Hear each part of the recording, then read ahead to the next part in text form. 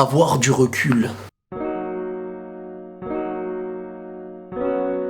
Être conscient de la situation qu'on vit, même dans un moment difficile, pour comprendre qu'en fin de compte, malgré la tristesse du cœur, le cerveau vient nous rappeler qu'on peut en être heureux, qu'on peut aller mieux en tout cas. Et le recul, c'est un petit peu ça. C'est comme si on reculait face à notre propre situation pour mieux la comprendre. Des tristesses amoureuses, un examen que t'as échoué ou une dispute entre amis. Le recul en lui-même nous permet de mieux comprendre et parfois même de combattre certaines choses en nous-mêmes. Notre ego par exemple, et on va prendre un détail tout bête comme par exemple une personne qui ne fait plus le pas vers toi et toi dans ta tête tu te dis bah moi aussi je le ferai pas. Mais si tu prends ce recul nécessaire qui met ton ego de côté, tu vas te dire qu'en fin de compte cet effort envers moi-même, envers mon ego, si je le mets de côté, la personne en face et moi-même, on va vivre quelque chose de bien. Le recul en fin de compte, c'est visualiser notre situation comme si nous n'étions pas nous-mêmes en fait. C'est vrai que ça paraît bizarre, mais en fin de compte, on comprend mieux et on avance mieux. C'est toujours quand on perd une chose qu'on se rappelle de sa valeur. Si demain je perds quelqu'un de cher,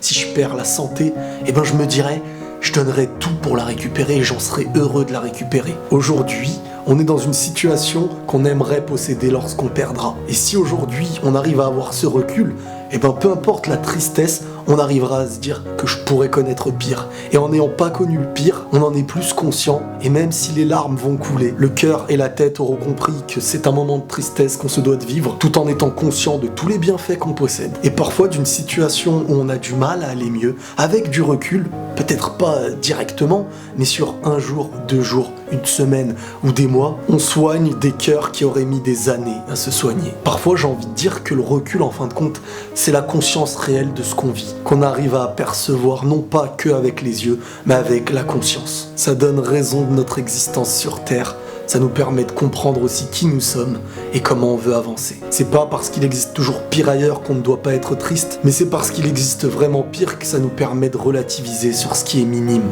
Il y a des degrés pour tout, à nous de savoir juger les degrés. Prenez tous soin de vous et la paix sur vous.